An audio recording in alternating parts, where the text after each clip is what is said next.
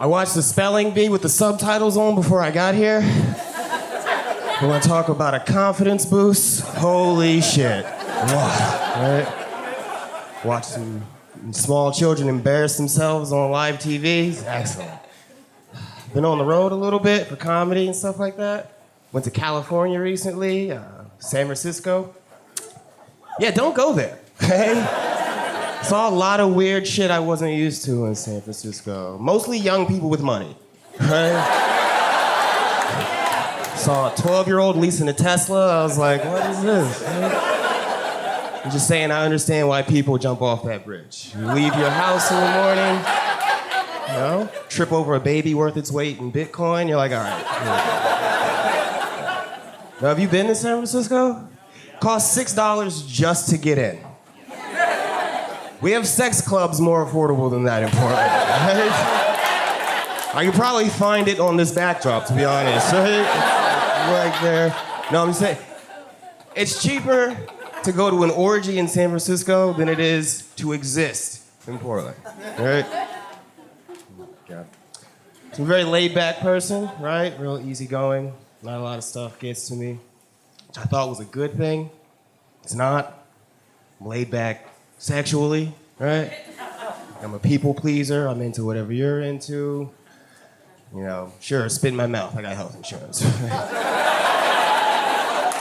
that can be a bit of a problem, though, right? Because, like, at my age in this town, everybody's kinky. Dude, everybody's got all these, like, cool new age kinks, right? There's dudes out there that are like, I can only come if there's a ferret in the room.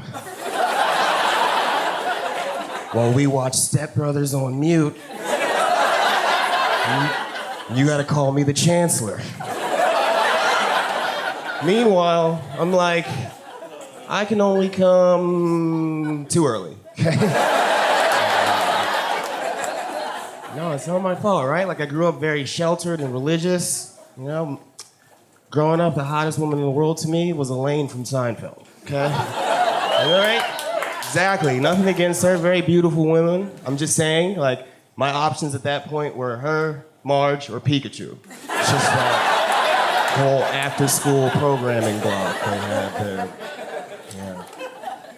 To make matters even worse, right? Like when I was going through puberty, all my friends were discovering their bodies. We'll talk about this activity called beating your meat. You heard of it? It's very popular amongst that age group, okay? Problem is, I didn't know that was a euphemism. Yeah.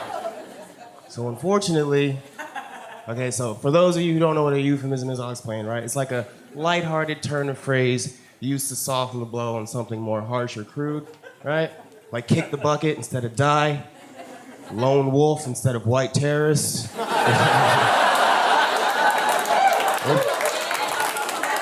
Or beating your meat, right? There's no meat being beat upon, sir. At least that's how the play is usually drawn up. I didn't get that memo. So unfortunately, I went home one day, shut the door, locked it, lit some candles, made a very short trail of roses from my hand to my crotch. Started violently punching myself in the dick. Did not work. Did not work at all. I'm just glad that that's the only euphemism I got wrong. There's no farm full of strangled chickens at the end of this joke. Oh, man. Sex robots, they're coming. Right? Yeah. They're coming soon. We've got these male scientists out here spending millions of dollars, hundreds of hours of research to make these sex robots more like real women. You know who's not helping them on this research? Real women. Yeah. Because they finished theirs years ago. They take 2 AA batteries and they're always on mute. I'm just saying, none of them ever finished the project, looked at it and was like, you know what this thing needs? A man's personality. Let's get it a hat and some hot takes right away. Yeah. My girlfriend left me last year. Unrelated to the punching myself thing. My girlfriend left me for a dude who was a self-professed paddleboard aficionado. So you know he was cool, right? No. Taught me a very important life lesson, though. Taught me the lesson that the funnier your breakup story is, the less your friends give a fuck about it. Because mine, they did not care at all. Look, I'm not mad at them or anything. Like, I get it. That's a very hilarious mental image. Like, my girlfriend casually floating away with some stud on a piece of leisure driftwood. Right? Me, sad on a beach somewhere, trying to go after them. I can't, right? I probably got on jeans. There's like a cell phone in my pocket. I'm not upset, though, right? Like, it's not... I don't tear up when I see the X Games or anything like that. I got over it. I'm just disappointed. I'm disappointed that there are dudes out there self-identifying as paddleboarders.